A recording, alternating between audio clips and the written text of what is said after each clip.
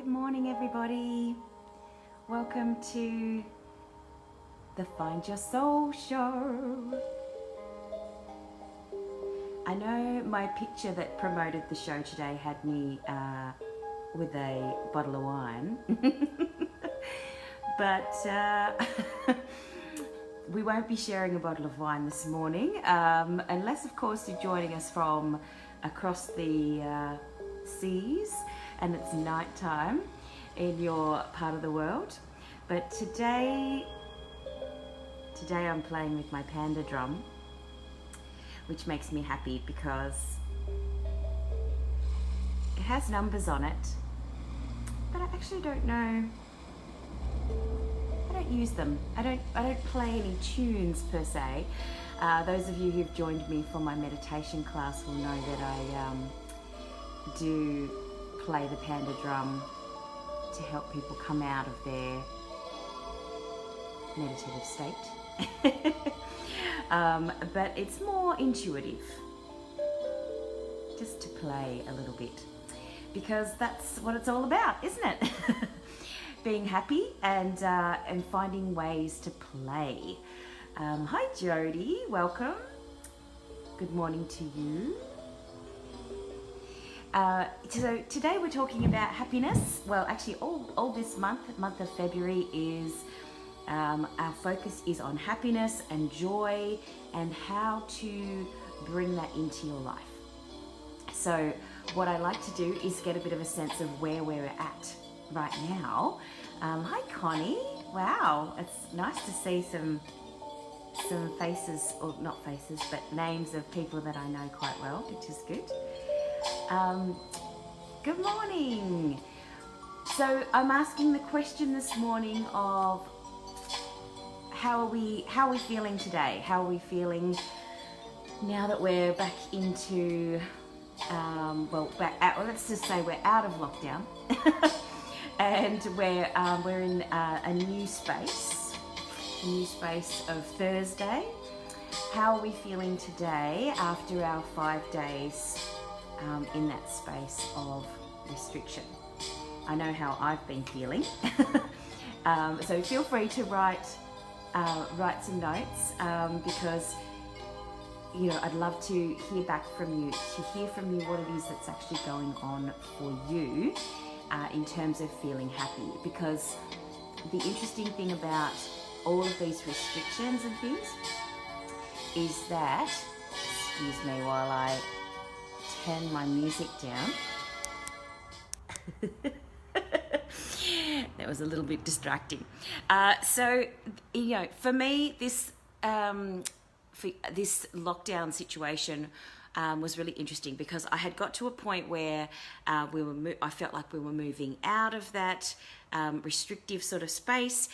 We weren't wearing our masks, and I had been feeling, over the last year, I had been feeling quite anxious. My stomach was really activated. I had this tingling sensation. That uncertainty is really disconcerting, and it affects my happiness in a way that I have not had it happen before.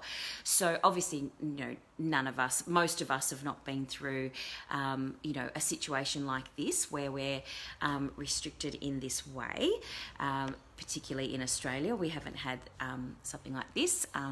So it is, that uncertainty is something that is really tricky, and to be happy and uncertain at the same time, that's something that is you need to it really shows you what's going on in your mind, because I find that that sort of snap decision making really puts me on edge. Like, I've been feeling on edge. I've been feeling like that feeling in my belly came back in the last week, that tingly sort of sensation of of fear. Like, I felt like that fear came back, which I was actually thought I'd really worked on it over the last year. I'd spent a lot of time doing lots of self-care.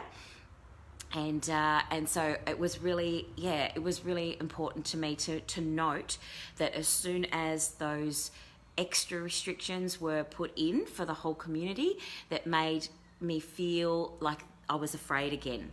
And that's something that we need to practice managing, because what happens on the outside world doesn't necessarily have to make us feel that immediate sort of like fear. It just showed me that I wasn't actually very centered, in my power. So let's have a look at what's going on for you. So Jody, yep. Yeah, that's cool. So you enjoyed the time with your kids and your family, and that they can go back to school. Yeah, that's awesome. Yeah. Yeah, uncertainty. It's a big one. It's a big one, and we'll talk a little bit more about that as part of that concept of being happy. So I'm glad that you brought that up, because that's definitely how I've been feeling as well. Yeah, Connie, so true. That that feeling of being out of control is really interesting, because that is something that we are never in control of what happens to what other people bring into our space. Like, I think that's the thing that's really interesting in terms of life in general. We actually are not in control in the greater sense of things. We're not in control of what other people do. The only thing that we can control is how we feel about it, you know. And so that's the interesting thing for me, because all of the learnings that I have over the years around mindset, around psychology, the law of attraction, you know, all of those learnings, all of those books that I've read, all of those practices that I have been bringing into my space in terms of energy. It's all about making sure that that you are centered, and that no matter what the storm is that's going on around you, you can stay centered, you can stay happy, you can stay joyful, you can be okay. I think that's I just noticed that there was like this random hair that was like, ew. So that is interesting. And yes, exactly. How to control our reactions and keep your vibes high in the midst of the chaos. Great. That's really great, because that is the thing that we need to work on. And the thing that I've noticed most is I've done many years of, probably really focused attention for the last sort of 15 years. 10 to 15 years, I've been really focused on learning lots of tools and skills and being in that space of looking after myself and focusing on learning how to teach other people to look after themselves. And the biggest thing, I guess, is to practice the art of self-care. Cheryl Richardson is fantastic. If you would like a book, an author who really focuses on self-care, and she's super gentle, super beautiful. She's a coach and has written some beautiful books. She has a book called The Art of Extreme Self-Care. And that is a really cool book, because one of the things that is really important is to keep doing the self-care practices and your routines of looking after yourself, whether it's massage, whether it's meditation, whether it's a walk in the morning, whether it's a walk in the evening, whatever it is that you do to center yourself, to calm yourself. And if you're not doing any of those things, then it's time to start doing those things. Those things will help you to stay in that space of happiness and centeredness and feeling peaceful and calm. Because when we think about all the words, hi Michelle, when you think about all the words that come to you when you think about being happy, all of the words around happiness involve peace, calm, centered, relaxed. If you can think, how can you think of any other words? They're always the things that we feel after we've done that self-care work. I always feel really soothed, and there's a peace that comes over me when I do those self-care things. And it doesn't happen as much when we do things for other people. We can get a nice feeling by, you know, serving somebody else. We can get a nice, happy feeling, a joyful feeling from, you know, being of service, absolutely. But there's something different that happens when we look after ourselves in a deep and loving way, in a caring way. And what is really important is to keep doing those things so that when you are in a space of, you know, chaos, when chaos happens, when crisis happens, when trauma happens, you have already set in place that muscle memory, that body memory of being centered and peaceful. So that's why they say that it's really important, the teachers, the mentors of the world, say it's really important to do those self-care things as a ritual for yourself every day. And I always find that my clients are the majority women, and they are the worst at looking after themselves. They are not taught, we are not taught as women to take care of ourselves first. We've grown up in a society, in a world. If you watch any movie, if you watch any TV show, most of the time the women are in that sort of caring, supportive role, and they're taking care of other people, but they don't really take care of themselves. It's rare that you will see a woman presented in the world as taking care of herself, taking time out and taking care of herself.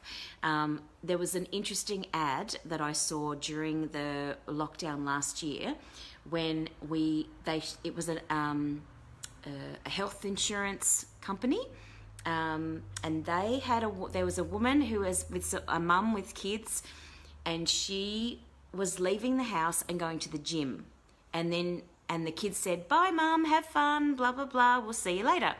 And then she left the house the next day to go and do something else. And the kids were like, "See you later, Mum. Have a great time, blah blah blah."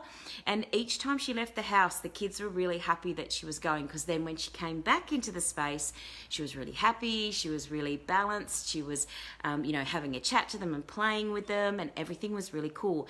And they were giving her time out. She was giving herself time out to be happy and to be balanced and joyful, and she was then coming back and giving to her family. And so she gave to herself, and then she was able to give to her family. So I thought that was an interesting, it stood out to me, because normally advertisements, I find them really interesting. They generally tend to work on your fears. When I was when I went to university and I was learning about psychology and the psychology of advertising, they use psychologists to create ads that bring you into a feeling of pain, to show you that you're in pain and you need this drug, or you're in pain, aren't you? You don't have this bigger car, or aren't you in pain? You don't have a house. You need a house. Aren't you in pain? So they use those methods to get people to buy their product. That's what advertisers do. That's what they employ psychologists to help them understand the mindset of their clients and their people who are going to buy their product, and then they do that. So when you're watching ads, be aware of what it is that's going on. Like if you feel really a real desire to go and buy a particular product, just take a beat and see whether or not there was something in that ad that made you feel some pain, and then they showed you how to relieve it. Very interesting. So back to happiness, and in terms of feeling like you are uncertain, because that seems to be the thing that's coming up today, is the uncertainty feeling. And I definitely have been feeling that, particularly over the last week, that things can be going along, and then there's going to be this snap decision to restrict my life in some way, and I think we need to keep coming back to that. Remember that everything that happens in our life is unfolding. And one of the things that Cheryl Richardson, that Louise Hay, that a lot of people in the mentoring kind of communities will say, that we need to get practiced at feeling okay and feeling safe in that uncertainty, in that not there yet feeling. Michelle, it's there's a lot of emotions that ads can bring up in us. So it's being aware of what's being put into your conscious, into your psyche, and your world. It's not just about what you eat. It's not just about what you, the people you surround yourself with. It's also what you're watching, digesting on TV. So that whole concept of not there yet. I know Nancy Levin talks about that concept of being comfortable in the we're not there yet. And really the truth is that we're never going to be there. Like, I'm not quite sure where we think there is, but there is not an outside thing. You know, there's lots of things going on in not just our country, but the other countries, and we can't fix the things that are happening in spaces outside of ourselves. So one of the things that I spend a lot of time doing is making sure that I'm focused more on me and less on the greater world, if that makes sense. Like, I send love, you know, in my meditations and things. I definitely send love and good vibes and Reiki, higher vibrational energy to the larger situation to help. Sometimes I'll send, energy to the leaders of the country, the leaders of the world, to raise their vibration, and one of the things that I teach in Reiki Reiki level 2, is that distance healing. If you haven't done Reiki yet, you won't really know. But in Reiki 1, in Reiki level 1, you learn how to do the hands-on energy healing, where you put your hands on yourself or someone else and channel that energy of love, that energy of divine universal energy through you, and help the person to rebalance and align themselves. And in level 2, I teach you how to send that energy by distance. So it's a very similar process to prayer, or intention, I guess, if you want to call it that, where you send love and energy at that higher vibrational level to people and situations and problems, to raise the energy of that problem. So if you haven't done Reiki, that's okay. You can still do this process. It doesn't take very long. It's really more about getting into that focused space, whether it's closing your eyes and, sitting in a quiet space, or you can be in nature if you want to. I find that when I'm outside on the beach, or if I'm outside in the garden, or if I'm, moving outside, I find that I can feel more connected to that higher vibrational energy. But it definitely works if you're, in your living room or your bedroom, and you just close your eyes and imagine the person or the situation that you would like to send love to, or energy to, or a prayer to. And if you're a Reiki practitioner and you've done level 2, then you can do your distance healing symbols to connect with that situation. And then you would spend, it doesn't have to be a long time. I think we get caught up in that whole concept of, to be happy, we have to spend hours and hours and hours in meditation, or hours and hours and hours doing, affirmations and things like that. It's not about spending hours. It's about when you are in that space of going, you know what, I'm going to send some energy to that. It's doing it in that moment. So it might be that you do that, have that feeling, 5 times every day. That's great. You might have it 10 times every day. That's great. But you only have to do it for a few minutes. Esther Hicks talks about being in that space of mindfulness, you only have to be in that mindful space for 68 seconds to shift a feeling. So if you are feeling anxious, you're feeling uncertain, you're feeling scared, if you can think about a happy moment or a joyful moment that you've had in the past, or a joyful moment or a happy moment that you would like to have, if you spend a concentrated 68 seconds, your energy shifts in that 68 seconds. And obviously, if you can stay in that space for longer than 68 seconds, that would be amazing. But 68 seconds is the tipping point.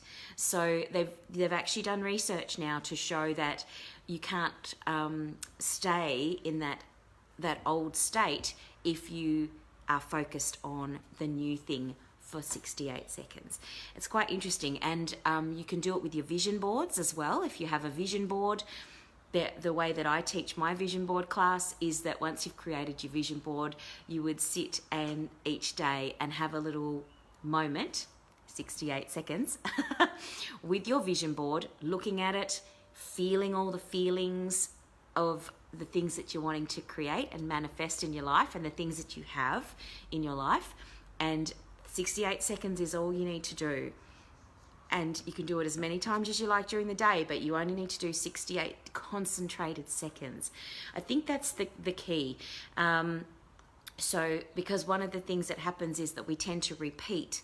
And Michelle, you'll know that with your positive psychology course that you did, that we tend to have the same thoughts over and over and over again every day. The same thoughts, and they're usually not positive thoughts. They're, things that we didn't do, things that we should have done, things that we might not get. It's always the same sorts of thoughts. So it's putting into that space some positive and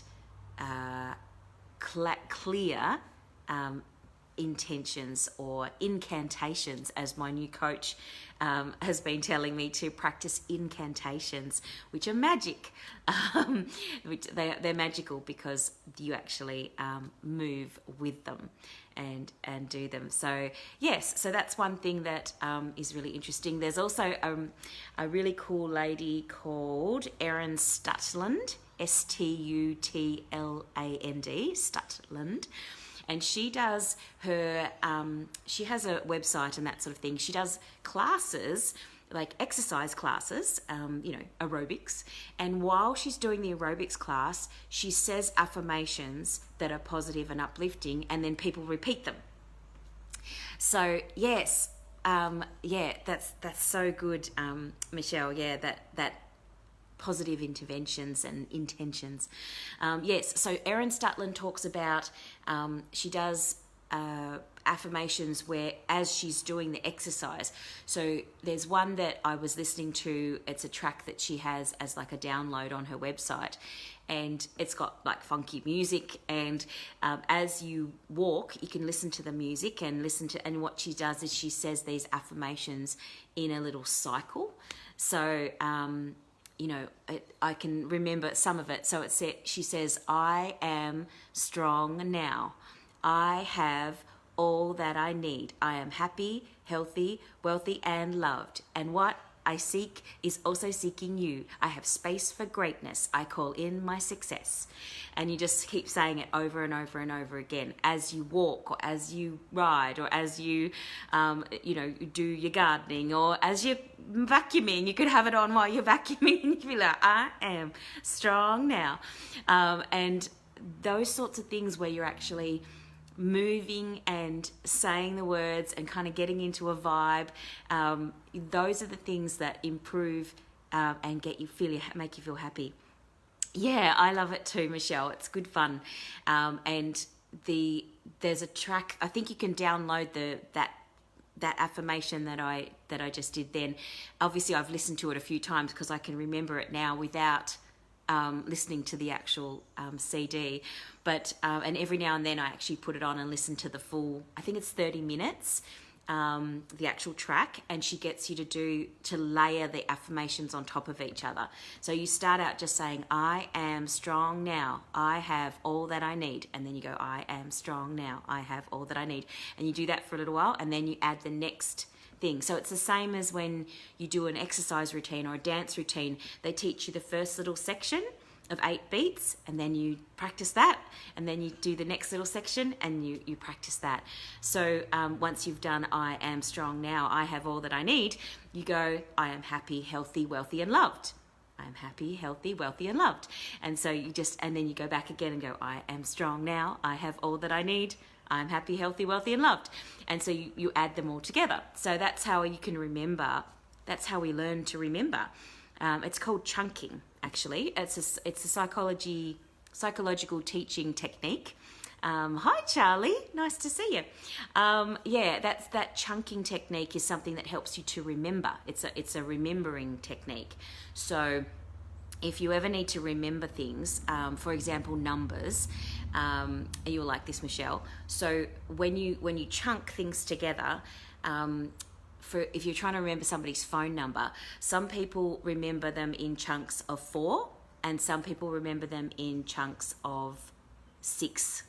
And so some people find it easier to, for example, if you wanted to ring a phone number, you would go 0437 blah blah blah blah blah blah blah blah.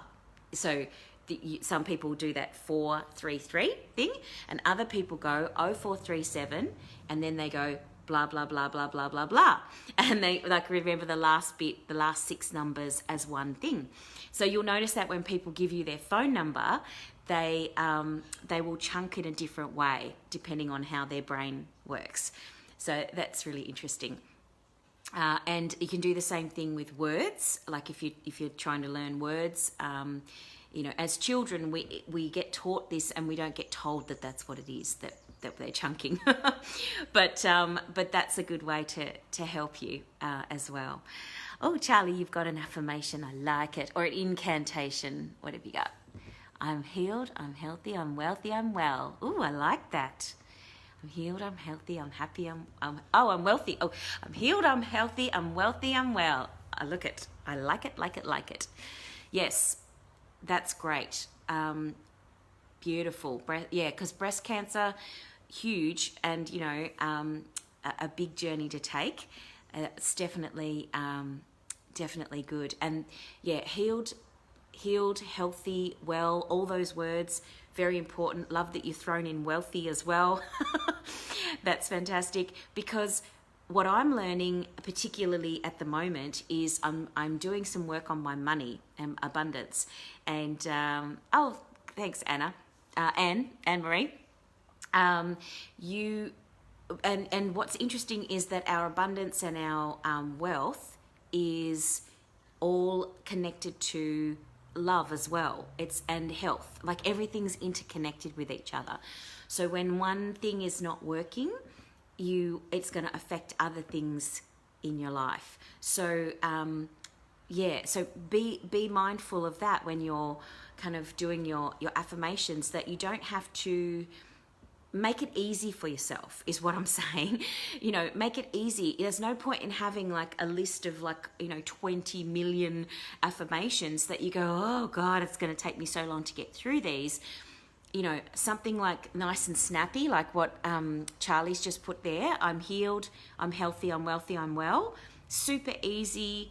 You can say it all the time. You can do it, while you're walking down the road to, pick up your kids, or you can do it on your own and make it an affirmation, make it a meditation if you want to.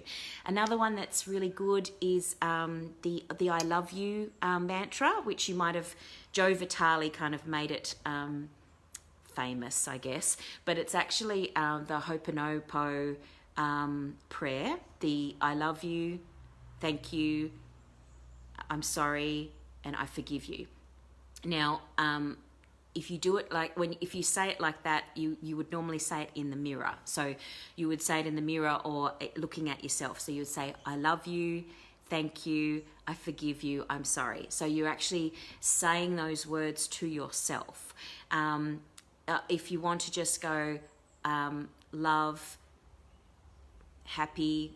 Like you can just say words, you know, a mantra can just be your favorite words in that moment, you know, forgiveness, happiness, peace, you know, but the power for the most part comes from when you say I am, because when we say I am, that's a very powerful thing. You know, when we say I am sad, or I am anxious, or I am exhausted, or I am, you know, that's a very powerful affirmation when you're saying those words. So saying things like I am healed, I'm wealthy, I am healthy, I'm wise, I am, you know, those things are also powerful. So we need to counterbalance the things that the thoughts that run in our heads a lot, that kind of overrun us, overwhelm us sometimes. So so that's a really good way of doing it. And as I was talking to my coach the other day, she was talking about movement and connecting movement. Even my yoga teacher last night was talking about moving meditations. You know, be in motion as you're saying your affirmations. Be in motion as you're doing your meditations. You don't have to be sitting still in a yoga position. Sometimes sitting still actually makes you feel more agitated and worse. So, you know, anxiety is action, you know, counterbalances anxiety. If you are feeling anxious, you need to move. You need to move your body. And if you add an affirmation to that, that's just an extra little bonus to help you with your mind, to shift that mindset. So let's put together a couple of affirmations here today. Let's put a little mantra together. If you want to take Charlie's, I'm sure she wouldn't mind if you borrowed and also used her I am healed, I am healthy, I am wealthy, I'm well. You also might like to use the affirmations that I mentioned from Erin Stutland. You know, I am strong now, I am happy, healthy, wealthy and wise. I make space for greatness, I call in my success. What I seek is also seeking me. That's a really interesting one. I love that because that makes me go, ooh, that the energy of my thanks, Charlie. The energy that I'm putting out there is drawing and attracting the energy of the thing that I want. So if I'm sending out there, you know, something that I'm really desiring, then it is magnetically being drawn to me. And the same happens with our negative, let's not call them negative. The same happens with our lower vibrational thoughts as well. So if we're thinking I'm exhausted all the time, you're going to be getting that magnetic sensation, that energy of exhaustion coming to you. Whereas if you say something like what Charlie had in hers, you know, I'm healthy, I'm healed, you know, I am, even if you say, if you're don't believe it yet, if you're concerned about not believing the affirmation, say I am willing to be healed. I'm willing to be strong. I'm willing to change. I'm willing to be loved. I'm willing to be loving. Put the words I am willing to be in front of your affirmations until you feel comfortable in saying them as I am. Yeah, so you're still saying I am, and you're opening up to that. So I am willing to be strong. I am willing to be powerful. I am willing to be healed. I'm willing to be loved. I am willing to be strong.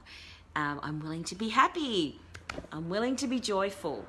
That will help a lot if you add that in, because some people get a bit like, you know, I'm not though.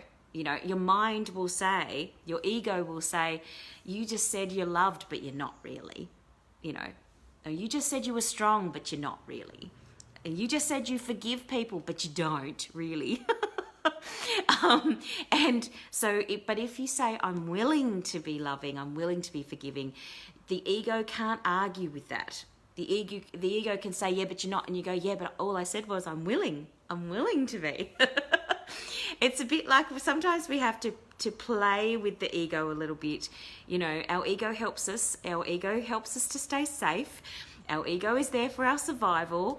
You know, there's nothing wrong with having an ego. In fact, some women actually need to, like, you know, grab their ego and actually stand in their power a lot more than they are.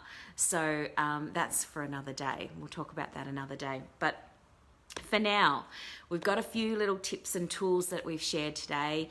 One of those is affirmations and mantras. The other is self-care, and the mantras and affirmations come in that. But I would say to you that moving, action, affirmations, and being in that space of what can I do for myself first so that I can then help and serve others in a higher vibrational way. That is one of the best things. Ask good questions. Ask good questions in the morning instead of saying, you know, why me? Why is this happening to us? You know, what have I done wrong? You know, ask better questions. So I hope that was helpful to you, lovelies, and may you all find a panda drum or a bell or a crystal bowl. I did have a crystal bowl, but it broke, and so now I have a panda drum, which won't break because it's like solid. But one day I'll get another crystal bowl. So take good care, everybody. Have a lovely day. It's been a pleasure as always. Thank you, Jody. Thank you, Charlie. Thank you, Michelle, Ali, Anne, Connie, and everybody else who's joined that I haven't seen there. Have a great day, and I will see you very soon for the next Find Your Soul show. Take care. See ya.